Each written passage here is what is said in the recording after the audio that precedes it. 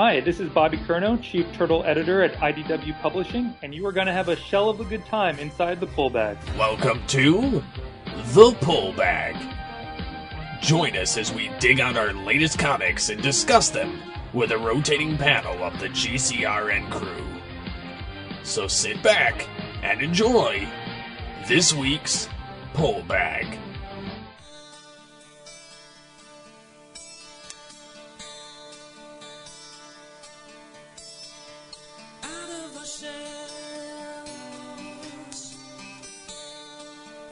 Shells, we're coming out of the shells.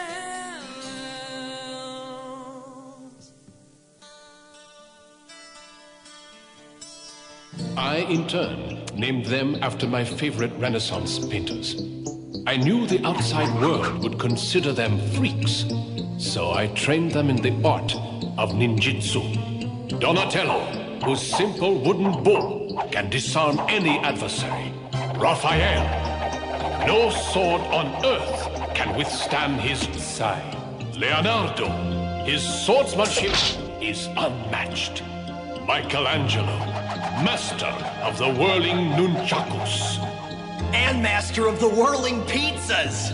And that is how they became the Teenage Mutant Ninja Turtles. Hello and welcome to The Pull Bag. I am your host, Chief Joe Mike, and joining me is Joe Reed. Hello, sir. Hello, listeners. Yes, and today we have yet another Pull Bag interview. This is our third interview. Before this, we talked with Kyle Higgins from DC Comics and other places he works for. We talked with Margaret Scott, who also works on IDW stuff. And today we have the pleasure of talking with the turtle who edits IDW Publishing's TMNT comics. We welcome Bobby Curnow. Hi, Bobby. How are you? Hey, I'm good. Thanks for having me. Awesome. Yes, I thought about this and thought about this and thought about this, and I'm like, yeah, we need to have him on because there's so much going on, specifically in the ongoing. We will talk a little bit about New Adventures, but there is so much happening in the ongoing. Oh my god. Cool. This is by far the best Turtle story. Like, this run. When Joe and I first started doing the reviews for the trade, I read them in trade. Joe reads them sequentially in single issue. When we first started doing this, I had no idea where this was going to go, and Joe just keeps telling me, "Just wait, just wait, just wait. It'll work itself out." Because I read the first issue, and I'm like, "Oh no, red bandanas! No, you were so nervous about the red bandana thing. So nervous about the red, because I told Joe when we first started doing this, where my Turtles love started was '87. I've never read the Mirage comics. I've never read the Archie comics. Not that I don't want to, but it just that wasn't what I grew up on as a kid. So I grew up knowing yellow, red, purple, and orange. And I was like, oh no. But thankfully it worked itself out in a very, very well done explanation. Well, it worked out for you. You know, there's others who are doing that, oh no, when issue hit 5 hits. So can't please everyone, but hopefully we tried to, at least cover both sides of the desired mass color debate. So cool. Yes. All right. Give us a little bit of background on you. Where did you grow up, and did you always want to be in the comics industry? I kind of bounced around in my childhood, but my formative years were sort of in North Carolina. I was a comic book nerd growing up. I kind of got into comics around, Jim Lee X-Men era, kind of 91. I'm 33, so that kind of puts you where I'm at. I also grew up with the Turtles cartoon, like yourself. I went to NYU in New York City and went to film school there, and I learned that in order to tell stories you want to tell, you have to either have a lot of money or be willing to compromise a lot. And I didn't have a lot of money. I didn't want to compromise a lot. So I kind of looked at my old passion of comic books and started looking at that as a way to tell stories that I wanted to tell. I got an internship at IDW, parlayed that into a paying gig, and here I am. How did your experience or the education, the curriculum at the film school inform your comic book stuff? I never thought about connecting those two things, but I think with things like storyboarding and pacing and I don't know what else you learn in that curriculum, but I imagine that would apply a lot to comic books. Yeah, absolutely. There's a lot. I mean, comic book has its own specific language and sort of storytelling devices that are unique to it, but there is a lot of overlap between the two. Just as there is a lot of overlap between prose and comic books and prose and movies. Film school definitely teaches you a lot of things, but one of the things it does is teach you story structure, and that's really key for any medium that's telling a story. But also there's the whole visual component. That's a very shared bond between the two. Obviously, they manifest in very different ways, but there's some things that very strongly overlap. So, there aren't that many comic book courses, although there are more now. But at least when I went to college, there weren't. So I definitely recommend a film education if someone's interested in comic books. Awesome. So you said you kind of grew up with the Turtles cartoon as Joe and I both did. Mm-hmm. What other aspect of how did you first get into TMNT? Like, what was the first thing that just made you know that you were a fan for life of this franchise?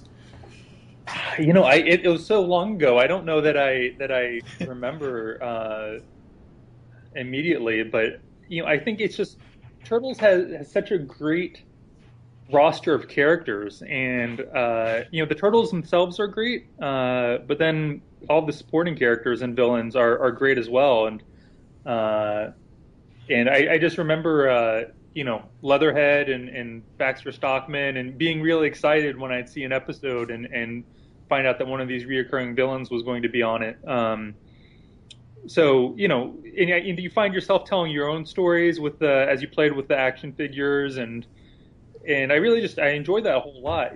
I like G.I. Joe a lot and Transformers a lot too, as a lot of people in our generations did. But I found the characters in Turtles to be a little bit more colorful and a little bit more unique. Every mutant has its own animal, its own character, and that really awakened a lot of storytelling potential in my little mind. So yeah, just the cast of characters and how completely crazy the entire concept was really appealing to me.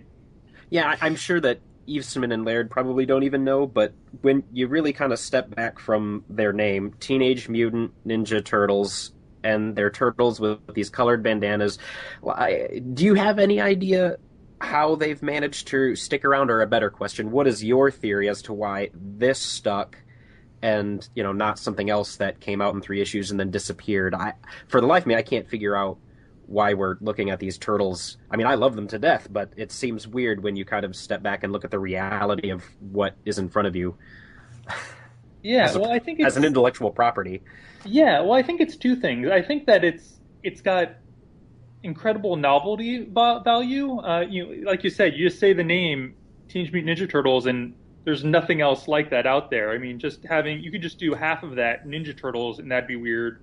But they're mutants and they're teenagers too, so there's a lot going on there that instantly kind of creates a question mark in your mind when you first hear it, and it makes you curious. It makes you want to find out what's this crazy thing about. So I think that kind of gets attention. That's sort of an attention-grabbing title and premise. But what I think anchors it and keeps it around all these years and keeps it from being a flash in the pan are the characters. Is that at the core of it, there's 4 unique characters in it, and then there's, like I said before, all these great supporting characters that are all fleshed out and have their own personalities. And I think that no matter who you are, there's something defined in at least one of those characters that you can connect to and identify with. Maybe you're a Michelangelo, maybe you're a Raphael. Everyone's got a little bit of one of them or a combination of them. And so I think that makes it easy to, once you're kind of caught on to the premise, you can identify it, and you've got something that's exciting and different that you can also identify with. That's a pretty winning combo, I think. I've heard that question answered a few times. I think that is the right answer.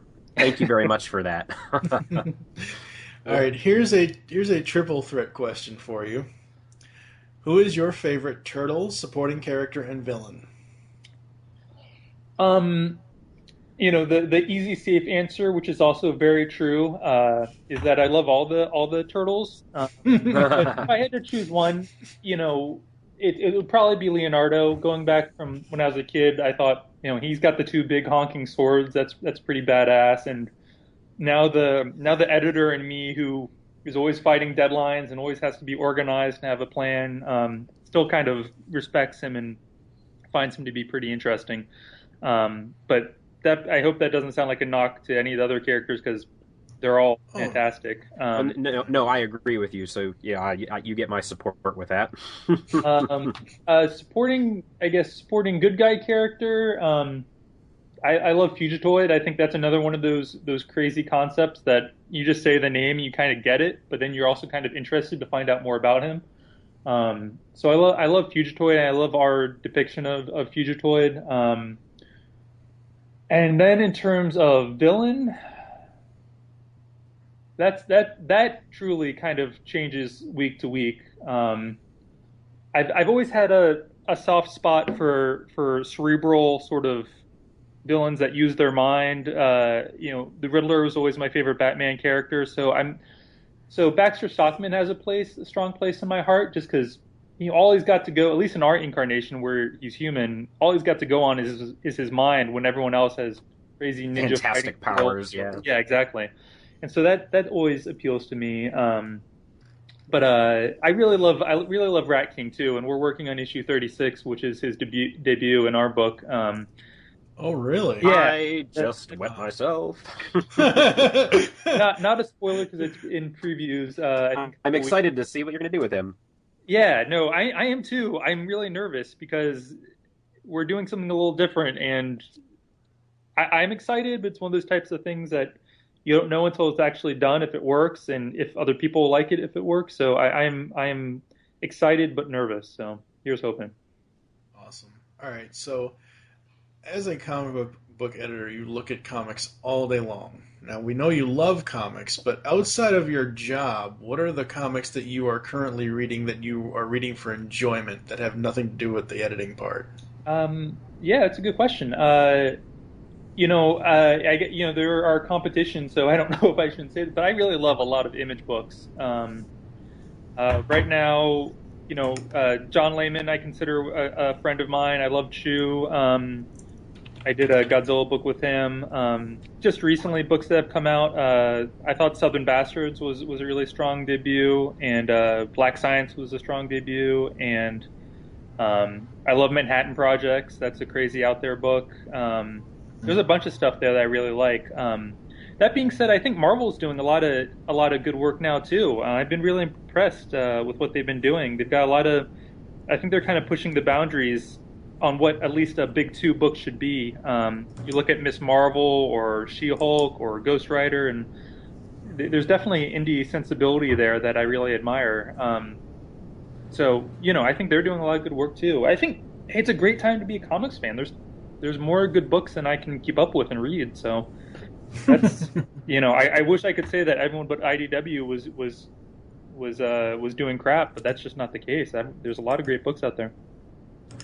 Yes, there is. How am I supposed to fight advanced alien technology with a stupid stick?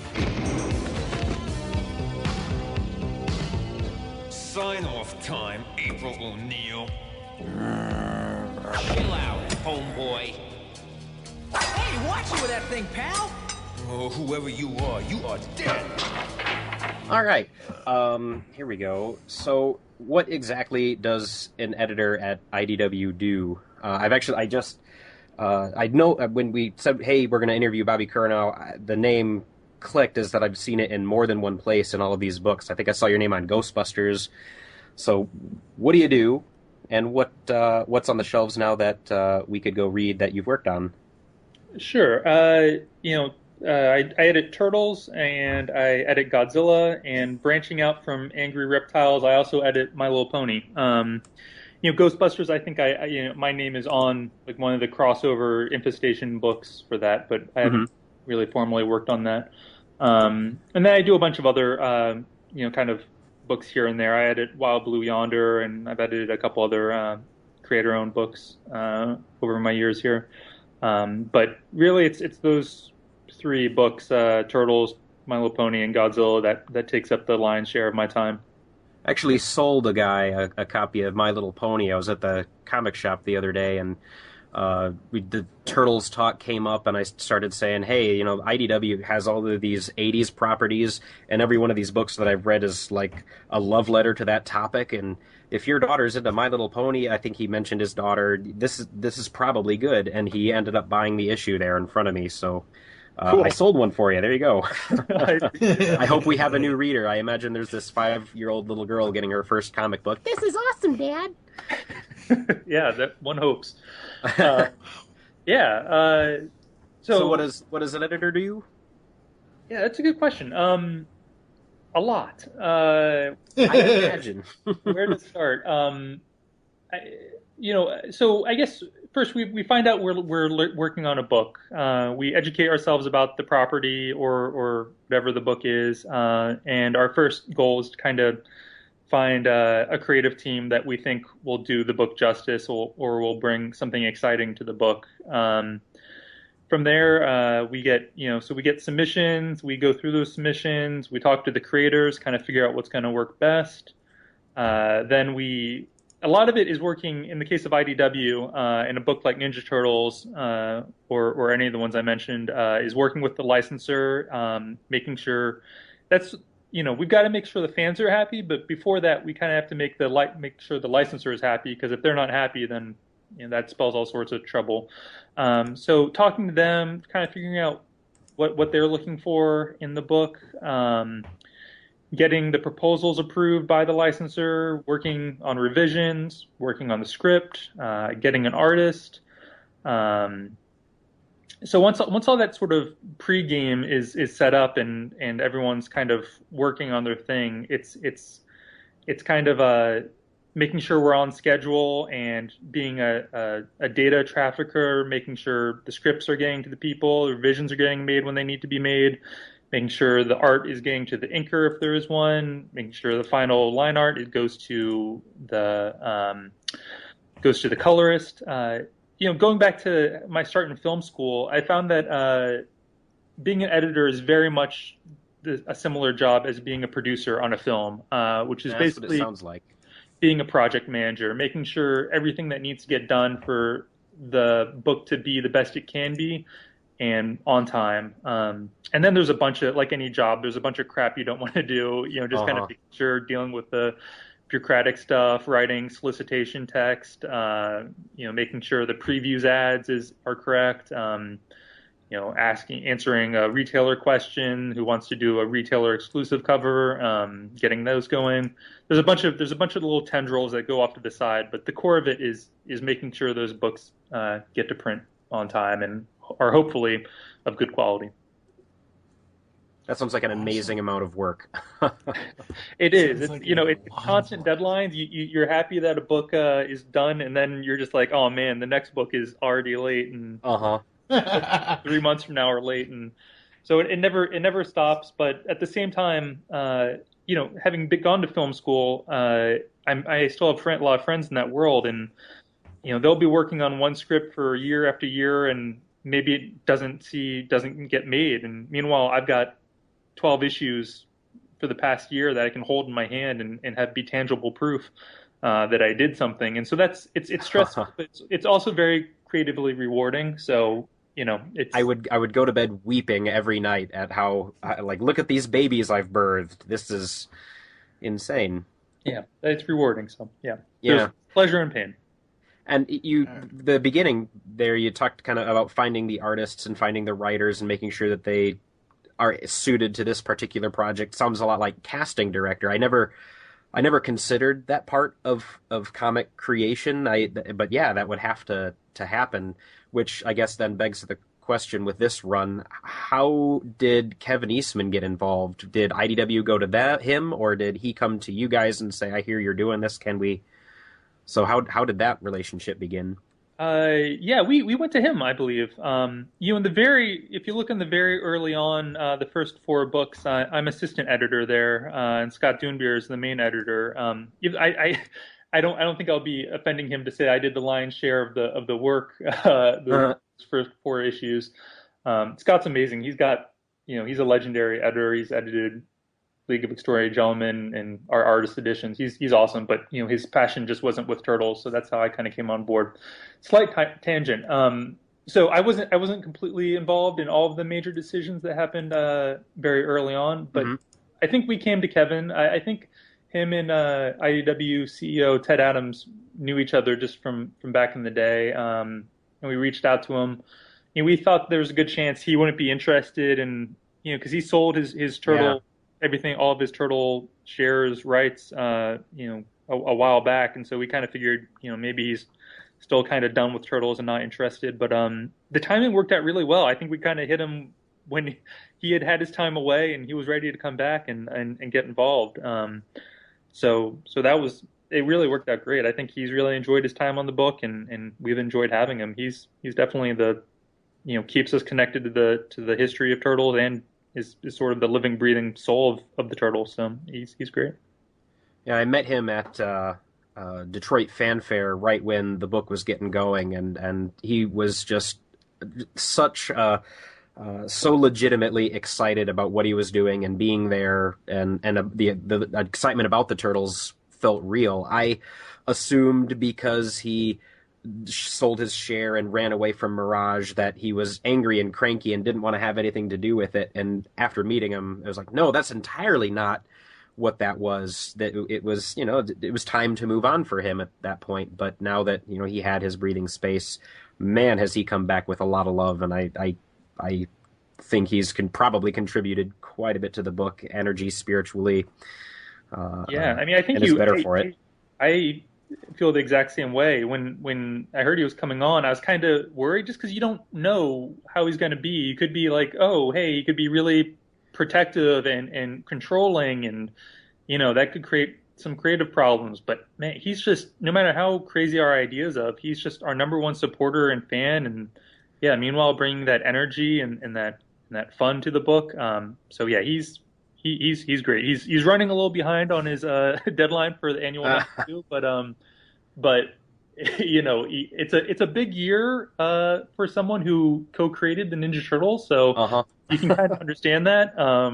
And he's the best, and he is one of my heroes in this industry. And I talk to him, I email with him several times a week, and that's one of those things. If you told me 5-6 years ago I'd be in regular contact with Kevin Eastman, I would have, said you're insane. So it's one of those really lucky, special things that I consider myself very lucky to be a part of. That goes back to that. I have had the blessing of chatting with Jim Lawson, artist on Volume 2 and Volume 3 of the old book, and that's another one of those things where, yeah, if you'd have told me so many years ago that this guy would be returning my emails, it would have blown my mind. But yeah, Eastman seems glad to be back on the book, and there's something about the spirit of the Turtles comic. I recently went back and started reading Volume 1, 2, and 3. I have been collecting them since I was 10 years old, trying to eventually get them all, and I've only, now that I'm 34, recently got all of the books. And in going back and rereading them, the real spirit of the Turtles, once they got that first story arc off the ground, was to give it to these different creators. Here's our turtles, go do whatever you want with them. Here's our turtles, go do whatever you want with them. And I think Eastman is probably used to other people putting their thumbprint on his babies, and it's fun for him, comfortable for him, and man, just I think that's what the Turtles are about, and he's happy to let it go. You're right, and I mean, Eastman and Laird, I mean, they're supportive of creators' rights, and they're treating the fellow creators, and their willingness to let people do what they want. I mean, that's rare and a really special thing. And I think that also contributes to the longevity of Turtles, is that they haven't been, the Turtles have to be this way and this way only and nothing else. And they've allowed flexibility and new interpretations, and I think that's contributed to the longevity, definitely. Which, Absolutely. right there is where I'm starting to hope that we get to eventually see an IDW imprint of Tales of the Turtles, where they use that book as a way to get some of these other bonkers interpretations of the Turtles back in, and I don't know, it's a hope of mine. It's a hope of mine as well. I would love to see something like that. Working on the 30th anniversary book, just kind of an anthology style book, revisiting the different Turtles universes was really satisfying, and I would love to do something like that. I don't know when it would be in the publishing schedule, so that's one concern. And also, Nickelodeon does own the property, and I can see it being, the licensor holder having some trepidation about kind of freeing the reins completely. So looking at it from their point of view, I can see why that might be a concern. But that being said, I'd like to think that we could do something like that, at least, seasonally or annually. I would love to do something like that. So it's something I think about a lot, and there's no immediate plans for it, but I'm optimistic that one day, hopefully, we can do something like that. Very cool. Now, we talked about the different incarnations of the Turtles. Let's talk about reincarnating the Turtles, because the current continuity for the main ongoing centers around the Turtles and Splinter being on their second lives. Tell us a bit about the choice of having reincarnation be a part of the story. Yeah, that's all credit for that goes to Tom Waltz. That I think is all his, and a great idea that so obviously it's a big idea, and you first hear about it and you're like, wait a minute, is that going to work? I don't know if that's going to work. But for us, it seemed to open up a world of possibilities and create this rich backstory that we could draw upon, such as in Secret History of the Foot Clan, Splinter Micro, in Turtles in Time #2, they're going to go back to feudal Japan. Oh my gosh, I'm excited for that. Yeah, we're working on that issue right now too, and it's turning out great. So it seemed to make the mythology richer without presenting. It presents a couple problems, but nothing insurmountable. And if something excites you and opens up story potential and story depth, then that's, in my mind, that can be a very good thing. So essentially it made it something. So it added something at the same time. It made it a little bit ours. I don't think it's a secret that we draw upon all the different Turtles incarnations of the past, but that's something that's ours and something we're kind of contributing to the mix. So I think it's fundamentally important to what we're doing with the series.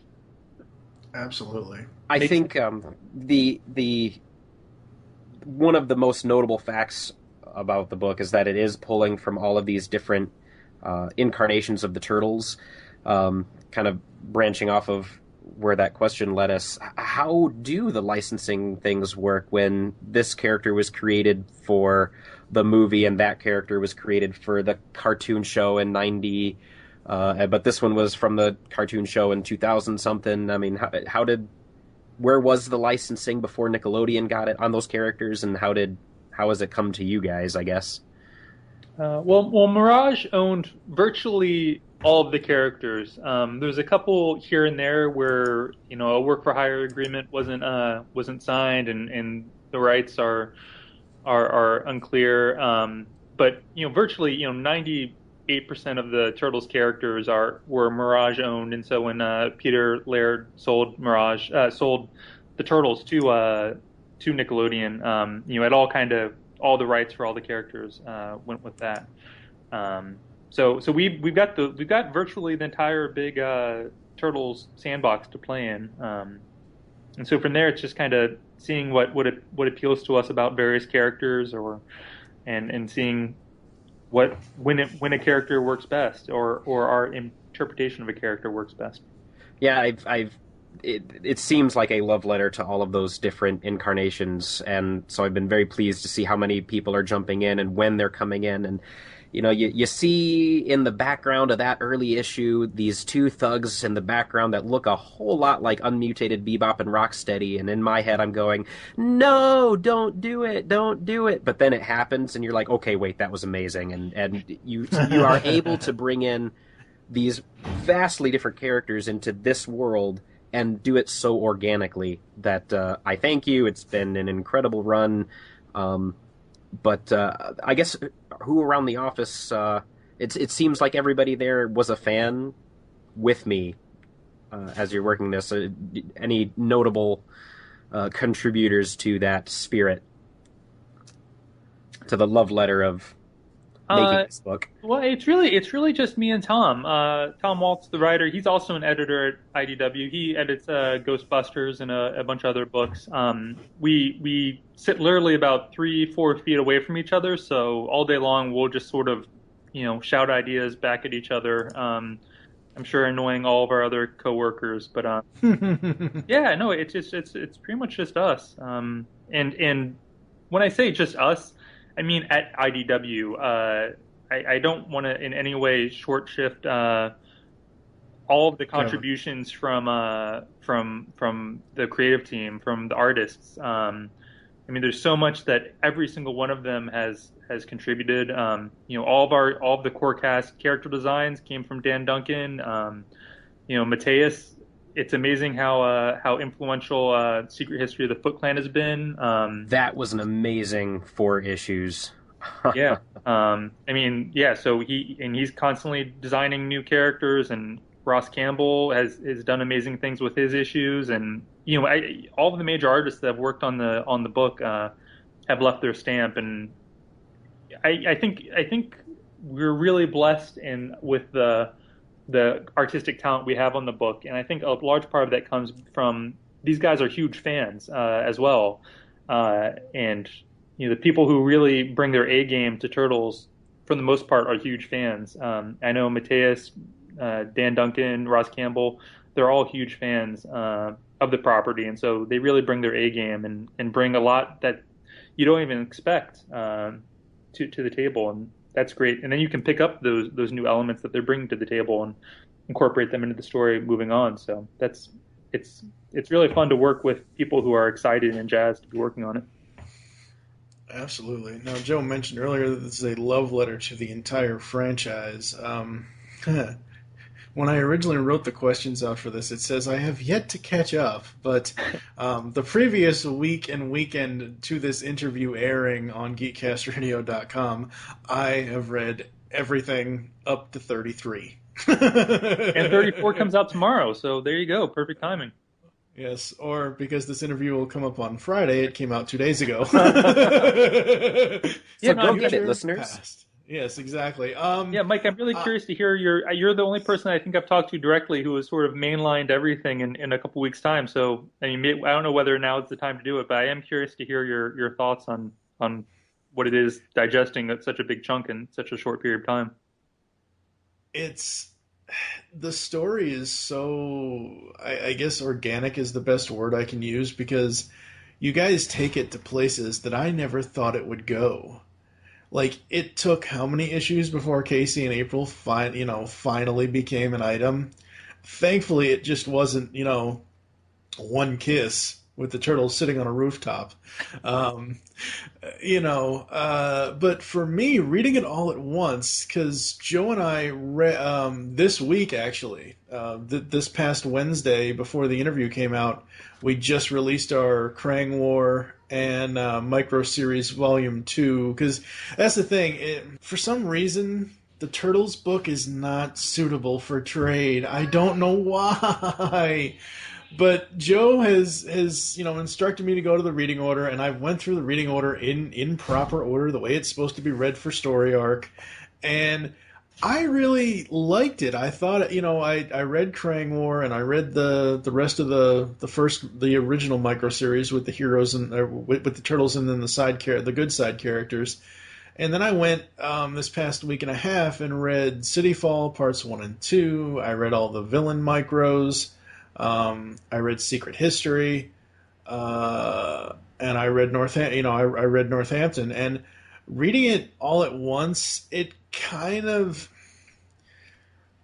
not the content of the book that I have a problem with, but because Joe and I will be eventually reviewing those here inside the pull bag all at once, I'm probably, when I go back and reread them, because it'll be, in a couple of months, I'm probably going to be like, damn it, I already read this. I already know this. I don't need to read it and find out again. Oh, trust me, dude. We'll reread those issues, and you'll see things in the background that you missed, and it'll connect. Oh, I know. But as far as the overall I mean, it's an evolution. I love it. I think it's so great that, you do one thing with Krang where you tell this whole story on, Planet Neutrino and all that.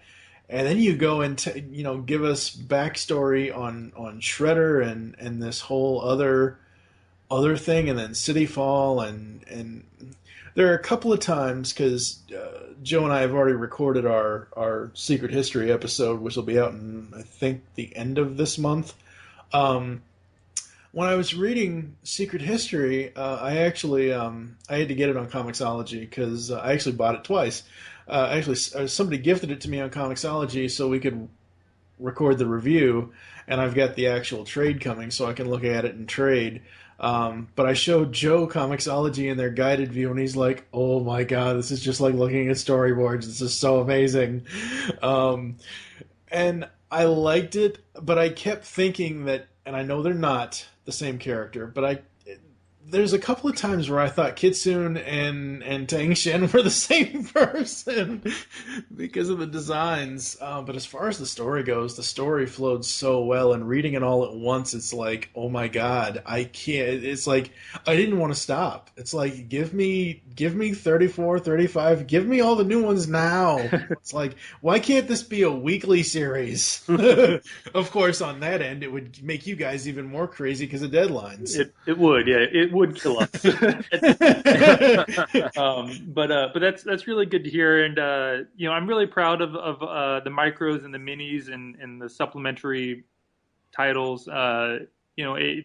It's kind of tricky to make them work on their own, but also make them fit for the entire story. And I think one of the few things that I am kind of sad about is that I don't think they do as well by themselves. You do kind of have to read it in order, and whenever someone kind of comes on board and is like, where should I start? I'm like, well, here's a list of 40 things you should read. But hopefully it is a sort of a unique experience that you can't get outside of the comic book medium. So I'm glad to hear it overall works. What the hell was that? Well, that was a crime, you purse-scrubbing pukes. And this is the penalty. 2 minutes for slashing, 2 minutes for hooking, and let's not forget my personal favorite, 2 minutes for high stick. How about a 5-minute game misconduct for roughing, pal? Hey, so with the big love letter, actually there's not a question here. I just want to say Tatsu from the movie. I'd love for him to show up someday in the IDW series. One of my hobbies, side projects, things, is that I take Japanese swordsmanship Shinkendo, which is taught by the actor who played Tatsu in the movie. So I've actually had the pleasure of meeting him at 2 Shinkendo seminars. And boy, is he a scary, powerful martial artist gentleman. And only because I've met him and realized that he's the closest thing that we'll ever see to a samurai, and because I have that respect for him as Kaiso Sensei. Please, I hope maybe, if licensing allows, he shows up someday.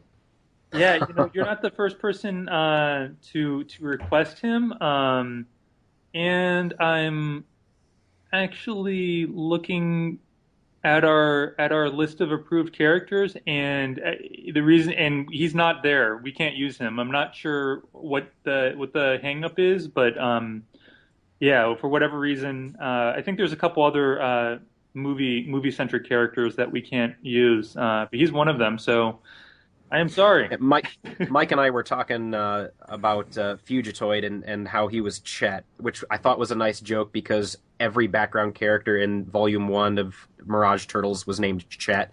But we had thought, wouldn't it have been really cool if that scientist's name was Jordan Perry from Ninja Turtles 2? Like, yeah, and then he ends up being Fugitoid. It totally made Ninja Turtles 2, like, different. Yeah, no, I think he's. Let me see. I think he might be one of them too. Yeah, it probably has to do with New Line Cinema, I would guess, or who Yeah, wrote the films. although I do believe, if I recall correctly, yeah, I'm not seeing him. So I'm not sure. But I think Brian Lynch did include. I need to open up the issue, but I think when Donatello in the Donatello Micro, when he's on the computer, I think one of the other screen names he's talking to is like something Perry. So he's so I like to think that he's somewhere in our universe doing something. Speaking of Tatsu, even though he's not on your all's list yet, hopefully, I just had this idea come to me that Joe's talking about Tatsu. What if you did a time travel story where you went into the future and adult Casey basically had a golf club? Oh, man. Reliving that old movie scene. Yeah. All right. What is your favorite part of the other TMNT incarnations that has been put into the current ongoing? What is your favorite homage? I think just because you just mentioned it, Chet as Fugitoid, I think I'm proud of. I think works well, but man, I don't know. That's a good question. Probably my favorite issue of all time is the Mirage Leonardo Micro, and so I'm proud that our Leonardo Micro was very much of a spiritual callback to that, with Leonardo just going through a bunch of foot soldiers and ending with a Shredder reveal. There's a bunch more, but in the interest of time, I'll say that one, because I thought that's my favorite book. It was great to be able to call back directly to that. I see the whole series as kind of a callback to Mirage with incredible new fresh things, but it seems to have followed Mirage Volume 1 so far. There's the origin story, and here's Shredder, and then the Turtles go to space, and then they come back, and then they have a battle with the Foot Clan, and then they run away to Northampton to recuperate. And that's a lot like how the Mirage run started.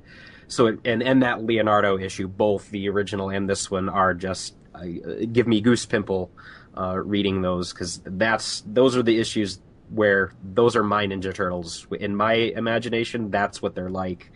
But yeah, I think I can see that as being a good issue, definitely. Cool. All right, let's talk about new animated adventures for a couple of minutes. With the Nick Turtle tune, was it a no-brainer to do a comic? It's not necessarily a tie-in, but a comic based on the Turtles cartoon from Nickelodeon. Not necessarily. Only because even in the past year, I think things have changed a lot for All Ages Comics. There's a lot more, and they're doing a lot better. But when we were first sort of prepping the book 2 years ago, and still to today, All Ages Comics are a tricky proposition. There's just it's as I've said, it's changed a lot very recently. But you go 10 years ago, there really weren't any comics that were doing. There's Archie and Sonic, and you can point to a couple of things, but they're not on a whole blockbusters in the modern comics age. So there was a question to it. But the fact that our Turtles line, our normal line, did so well, it seemed like we could, and that the cartoon, one, is great, and two, has done well. Seemed like we had the opportunity to try it. So try it. We did. Was it your idea or Nickelodeon's? Did they come to you and say, "Hey, could you do this"? I really don't remember.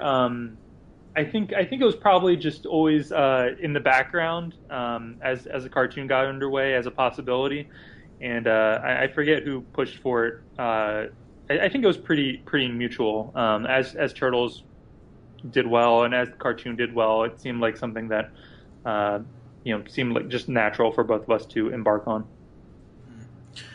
A lot of the fans and I myself see the new animated adventures as kind of like one shots in between the episodes of the actual cartoon. Would you say that's accurate or no? Yeah, no, I think that's fair. given the different production schedules of the show and the comic, it's impossible for things to line up perfectly and for everything to have a perfect continuity. But we try our darndest to make sure that we're not contradicting anything, and as you said, yeah, that these adventures could sort of exist in between episodes or even like in between a commercial break or something. Basically things that we aren't seen that we haven't seen. So I don't think I would say that the comics are strict full continuity with the cartoon, but they're close. They're pretty darn close. So yeah, that's what we try and do. Awesome. Now we're going to go a little bit more behind the scenes. Could you walk us through the creation of a single issue? Like, I'm assuming at some point there's a big meeting with everybody and you kind of outline what the next 12, 24 issues might be looking like. But after that step, what happens at the beginning of an issue creation and up until we see it land on the shelves? What kind of timelines are you running to? Yeah. So as you said, it starts very broadly. After City Fall, when we started, we had a rough map to City Fall, and then we had City Fall, and then after City Fall, we've got a very rough roadmap to 50, which by this point is pretty well fleshed out. So we've got that, which we give to Nickelodeon, and they don't even really comment on that. It's just we say, hey, so this is generally where we're headed. But then we do give arc proposals to Nickelodeon, which they comment on, and then beyond that, getting to your sort of direct question, it goes into individual issues. So, kind of prefacing that is that at the start, Kevin Eastman would come in. He used to live in LA. He would come down to San Diego, where IDW is, a couple times a year. And we kind of talk about things and brainstorm things. But now he lives in San Diego, actually, so we see him a lot more, probably about once a month. So we'll sit down and kind of brainstorm ideas, just kind of shoot the shit. And that kind of gets our general arc proposals. That's where a lot of those ideas come from, is the three of us, Kevin, Tom, and I, just kind of sitting in the room and talking about where we want to send different characters or things we want to do. So going into an individual issue, Tom will write a script. I'll give notes on it. And then we'll do a revision. It goes to Nickelodeon. They have some notes. We do another revision. Generally around that time, it'll be kind of good to go to send to the artist. Sometimes something's not working and we'll need to give it some more love and care. But then it goes to an issue. Let's say it's Mateus. For right now, we're doing issue 36 with Rat King. Mateus will turn in layouts. Nickelodeon looks at those. And if I have any notes, I'll give them. But I've got very few notes for Mateus. He just, and for most of our artists, he just knocks it out of the park. So Nickelodeon will look at it. Then he'll go to inks. Then it goes to Rhonda Pattison, who's been our colorist from issue number 1. And she'll do the colors. Sean, when the inks come in, we'll start ballooning it, which is we'll place the dialogue where it belongs on the page. That's something I do. I give that to Sean Lee, who is our production letterer. He'll letter it. So around about the time that the colors are coming in, I'll have sort of a rough draft of the lettering of how the balloons are going to look on the page. That I'll sort of fuss with and adjust, and we'll make our final sort of line adjustments, our final script note adjustments. So then ideally, if I've done my job right, it all colors and the lettering all comes together usually within the week of production deadline, where we have to get the book out to print. And sometimes, like issue 28, end of City Fall, we got that book approved to print within a couple minutes of our final deadline. It gets really freaking close sometimes. But so it'll all come together, and I'll get a PDF of the entire issue with the colors, with the lettering. I'll send that to Nickelodeon. I'll give my final edits. If they have any final comments, they'll give it. We'll do a final markup. That goes to Sean, the letterer, who will make any final changes. Any final art changes needed, we make those. Then we send it to the printer. We get a printer proof. That's my last chance to try and catch any changes. Early on in the run, we had some mask colors that were the wrong mask going to the wrong turtle. I like to think that I think it's been about 2 years since we've had any trouble with that. So I think I'm doing my job okay there. And also, Rhonda knows what she's doing, and those mistakes don't happen. So then I take a look at it for the final printer proof. And if it's all good, it gets approved to print. And meanwhile, by that stage, we're well on our way. Probably the script for the next issue has to be approved. So we're always working on 2 or 3 issues at the same time, different stages to make sure it's on track, and then you double that for whatever the sister book is, and triple that for the animated adventure book. So, you're juggling a lot of balls at any given time. But that's sort of a boring breakdown of what happens with any given issue. All right. I'm gonna parlay this into one question. It's actually 2, but I want you to walk us through the process of putting all the singles into trade form. And my real question here is, in the editing process, why are the trades not numbered by issue, wherein they're numbered by chapters 1 through 4? That is one thing about the trades that really bugs me, even though I love reading it in trade. I'm not your man for that question. All of our trades all of the trade work is done by a different department, our reprint department, Justin and Alonzo. And I think that's just IDW house style, what we do for all of our books. It does say in the very small legal line at the start what issues are being collected in that issue. Right.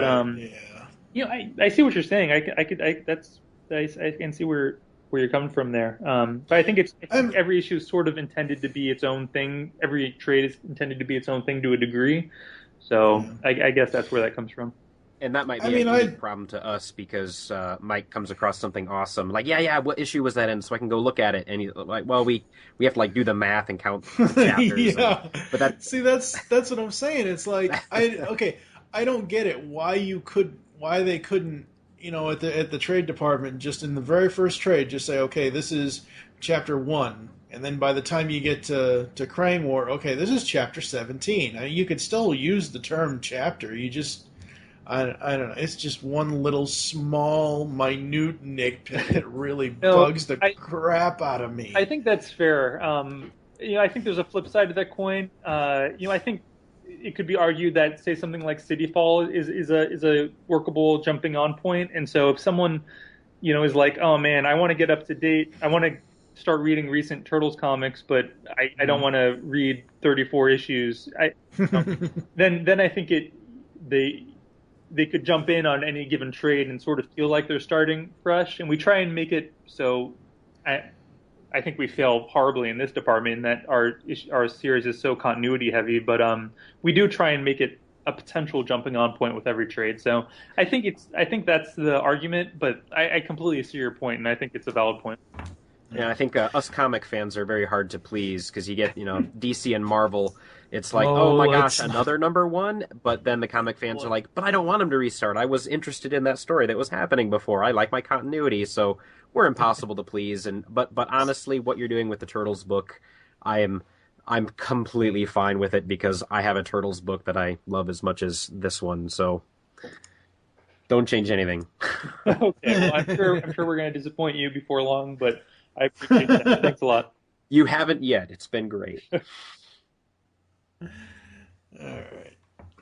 What's next for behind the scenes, Joe? The color reprints. Are you handling that to a degree? No, not really. That's our reprint department. And actually, Tom, when we were doing the singles color classics, he was editing those. Although it's not much work. It's just seeing those color files come in and putting it together. But I am aware of them and could probably answer any if you have a question about them. Well, they're getting to a point where the Cerberus issue 8 had Cerberus in it, and I know there was a licensing issue there, which is why we didn't see it. I think very soon we're going to start hitting a lot of those issues where they were giving it to other creators, and I don't think a lot of those licensing agreements were necessarily collected at Mirage, and I'm wondering if that reprint book is going to focus on the core Mirage continuity and maybe ignore all of those side books? No, our we did the singles, the Color Classic singles, which pretty much just covers the Eastman Laird stuff that is in the Ultimate collections. But we've got Ninja Turtles Classics trades, which I don't know if the last issue of Volume 1 is out yet, but I know we're working on Volume 2 now, so it's out. We've collected most of it, and it's out to be purchased. And most of it was fine.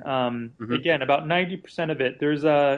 Unfortunately, there's some notable stories like The River by Rick Beach, which we couldn't collect. So there are some holes that maybe it'll be resolved one day and we can circle back to. But as of right now, there's a couple holes that doesn't look like we're ever going to be able to get to. But the vast majority of it was all squared away with Mirage and Nickelodeon and no problem. So the majority of it's out there, and I think that's going to be the case moving forward as well as we go into the other volumes.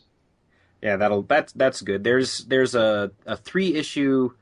It wasn't published sequentially by Mirage, but it was a complete reimagining of the Turtles, where the 4 of them were these beastly, kind of thuggish, not quite fully sentient, and Splinter was guiding them and using them as these blunt instruments to take care of the Foot Clan and to protect themselves from it.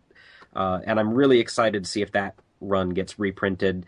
I did enjoy it quite a bit, but I think I would like a bunch of other people to be able to enjoy it, and seeing it in the color reprints would be awesome. Hope the licensing is there. Yeah, that's for that particular series. That's Michael Zulli, Soul's Winter stuff, and yes, that is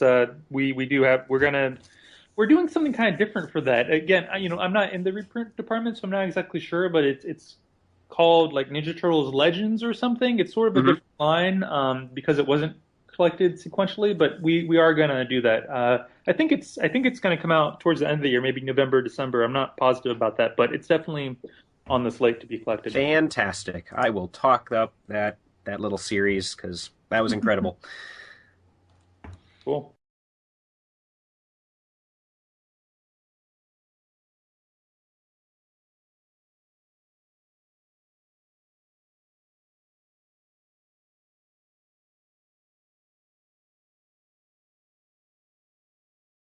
You don't have to answer any of these questions, but I'm asking them for the sake of any of our listeners who maybe want to get into the industry. What are the print runs for these? How much money? I hate saying that word. How much money comes into IDW from a particular print run? And how are sales on the book? I suppose are we pretty secure that we're going to be seeing issue 73, which seems to be that Turtles cutoff point where just like these books can't get beyond that point? In terms of actually what the dollar amounts that the issues are that the line is bringing in, I couldn't tell you. I'm not privy to that information. I can tell you that we see about between 16 and 17,000 print sales for any given issue, and that seems pretty steady right now. We started off about 30,000, and as you probably know, as any comic book fan knows, like number one issues always have the biggest, sort of sales, and then they kind of peter down. Occasionally, you'll have something like Walking Dead, and you'll see a spike back up. And we actually did see a healthy spike for City Fall, and it's kind of settled back down. But the key statement is that sales are steady. They're not. If they're decreasing, it's by 1 or 2% per month, and that's very standard. So the book is very healthy and remains IDW's. I would say in terms of a property, definitely our second biggest property. In terms of any given issue, it depends if we have a new number one out, but it's definitely in our top 5, if not top 3. month to month to month, and this is for a property that we're almost finishing up our third year of. So, considering how that's been along that long, I think in a way you could say it's IDW's strongest property. It's the one that's going on the longest with really solid, awesome numbers. I think we'll be in those numbers, 16, 17,000. That's very healthy for a non-Big Two, a non-DC Marvel book. It's very sustainable. We're definitely going to get to 50. We've got it mapped out to 50. Tom and I have a lot of great ideas post 50, so I'd love for us to get to 100. But my first goal is to beat that Archie number of 70. Yeah. And kind of hit the Guinness Book of World Records as the longest running Ninja Turtles book. So that's my first goal. So I think it's definitely very doable. If the numbers stay where they are, we can do this indefinitely. I think that's unrealistic to expect, but I think we're definitely good for the near foreseeable future. Well, hopefully, as scary as that movie looks, I hope that the movie brings people to the comic book. But I'm glad to hear that the numbers are good. I was reading an old blog a while ago where Peter Laird said when he was doing Volume 3 that after the first issue of Volume 3, every one of those issues was printed and sold at a loss, that he just was continuing it because he needed to continue it. But thank gosh that this is running strong, because I'm loving the story. I can't wait to see where it goes, and yes, I would like to see issue 100 as well. Absolutely. Now, I noticed in the Northampton run, issues 29 to 32, that you have story credits on that. Now, I know you said that you and Tom and Kevin all get together and talk story arcs and all that stuff, but how did your story credit start with that? I mean, I don't know. You have the editor credit because you've edited the entire book for the most part. But what made them do a story credit with you? I think it's one of those things where, as the series goes on, as I said, Tom and I will just shoot ideas back and forth, and it just kind of seemed like time. And Tom very graciously brought up said, a lot of the major story beats are yours, and so you should have story credit. And I said, okay, well, I won't argue that. And it started specifically with City Fall, because that City Fall sort of started, I'll stay up, I won't be able to get to sleep because I'm thinking about Turtles. A couple of things that come from me, Fugitoid Ischek came from me. City Fall sort of came from me in that my original idea was that, man, wouldn't it be crazy if Leonardo was actually Oroku Saki's son with Tang Shen before Splinter Hamato Yoshi came into the picture. And then that got my mind going, and Nickelodeon had some problems with there being a sexual relationship with Tang Shen, and which is, the more you go into that, the more issues sort of come up. So that kind of got reworked into let's make it so. And I actually think it works better in a lot of ways. Make it so Shredder wants to take something away from Splinter that's super personal. Let's make him let's make him lose his son, essentially, and make Leonardo in a spiritual sense Shredder's son. And so that was sort of the whole Dark Leo storyline came from. So that kind of seemed like a good, since that was sort of impetus for that entire story arc, that seemed like a good place to give me story credit. But it's really easy to come up with ideas. I think anyone who's tried to be a writer has said, oh, I've got great ideas, I can be a writer, but it's really an execution. And that's where I want to put the spotlight right back on Tom, because I'll occasionally adjust some dialogue, and maybe I've probably written about 2 or 3 pages of the story arc, but it's really Tom. It's Tom's execution and the artists bringing their own thing to it. So I don't deserve anything more than a co-story credit. So I'm thankful I have it, and I think it's earned. But it's really Tom who's coming up with most of this. Awesome. Before we let you go, let's talk about the fandom a little bit. What has the reaction been by diehard fans for the ongoing? It's been great. Turtles is such a schizophrenic property in that it started in this dark, sort of gritty, origins of, the first issue they kill Shredder, and then you pair that with the cartoon, which is got all these crazy catchphrases, and it's very silly and very fun, and obviously, there's a bunch of lasers being shot at them, but no one ever gets hurt. So it's a very schizophrenic property in that it's got a very very enthusiastic fan base for the original Mirage comics, and then also for the cartoons. And the fact that we can somehow weave between the two of them I'm sure there's people on both sides saying that we could do better, but the fact that we can do it at all, I think, is an accomplishment. And the fact that I definitely hear from both sides that that we could be doing things better, but the fact that we're on a whole, that turtle fandom in general seems to embrace it pretty well and pretty enthusiastically is great. There's always folks who want the turtles to kill, and I grew up with turtles from the animated version, but then when I got to 13, 14, I started reading those Mirage comics, and those are my favorite comics. I consider myself, even though I read them second, I consider myself a Mirage loyalist first, and I would love to do that. And there's some licensing issues with the turtles killing. That being said, it's not as cut and dry as it seems. We do have some exemptions that you'll be seeing in the future, but I've sort of lost my train of thought.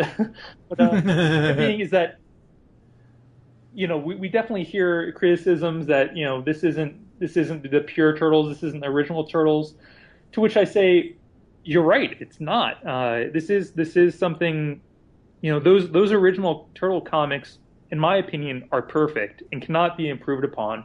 All we can try and do is do something different that's true to what we're doing. And I think folks see that. I think people are enjoying it for what it is. And it's a difficult line to walk, but I think we're doing it, and I think the fans appreciate it, which is really, really rewarding. And yeah, and I hear things like you say you haven't, Mike, you haven't read the Mirage comics, but you're interested in, and we get letters all the time saying, oh, I started with your book because I was a fan of the cartoon, and now I'm reading the Mirage comics, and man, those are great.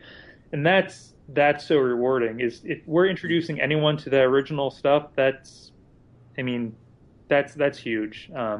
So overall, fans are incredibly supportive. Being an editor and being involved in different fandoms, every fandom has its pros and cons, but on the whole, Turtles fans are really smart. They're really intellectual, and they get into this stuff and can argue it back and forth from an intellectual standpoint, which we're all comic book nerds, and it's very easy to be like, oh, Hulk could never beat Thor, because YZ, and you can get kind of dumb with those arguments, but there's a cerebral element to Turtles fans that I always really appreciate. And I think that comes from, Turtles. The Turtles are outsiders, and I think that appeals to some sort of outsiders in sort of modern day society, and those folks that are willing to kind of look at things and question things a little bit more. And I think that results but in a really thoughtful, respectful way. So I think that results into a really wonderful fandom. So again, sort of long, rambling answer to your question, but Turtle fans are the best, and I'm very thankful for them.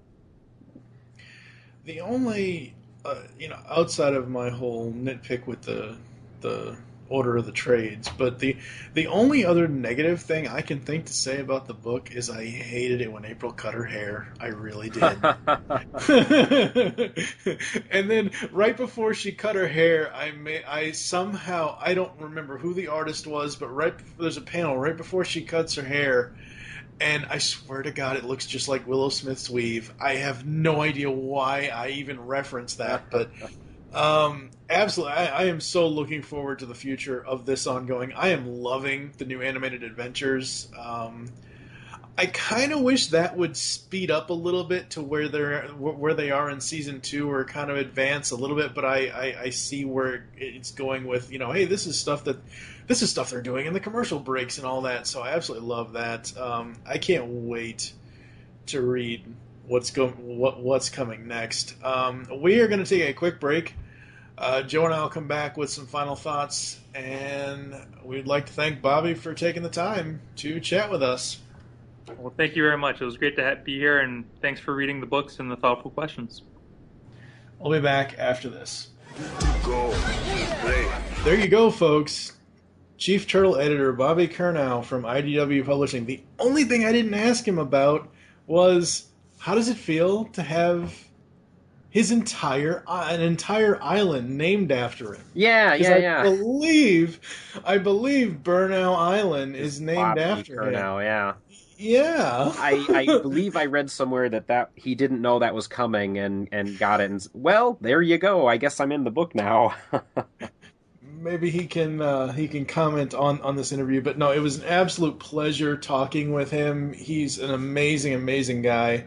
He loves turtles just as much as the rest of us do. And thankfully he's got the skills to put it together, and to put it together well.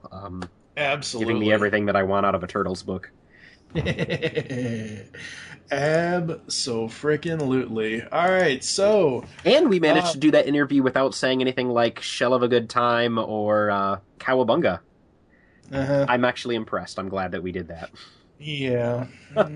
You don't sound impressed. I guess, well, I was hoping for, someone to call somebody a gack face or a hose brain or something. That's how we should have opened it. We should have gone through the alphabet. Yeah, we should have.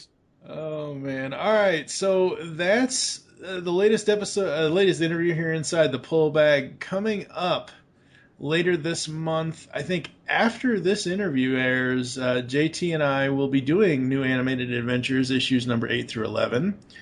Later on in the Pull Bag, we're going to go back to DC and talk about Batgirl and Nightwing in a couple episodes. And then the end of the month, we've got Secret History of the Foot Clan with Joe and I, and the Transformers Windblade issue number 2, the crossover with the Underbase podcast. So that's what's coming up here in June 2014 for the Pull Bag. Make your great escape into comics, and we will catch you next time. See ya. Ninja vanish! You've just heard the latest episode of the Pull Bag, the GCRN's comic review and discussion podcast. There are several ways to get in touch with us and leave feedback for the show. You can visit the website, geekcastradio.com, where you can comment on the episode and all of our different podcasts.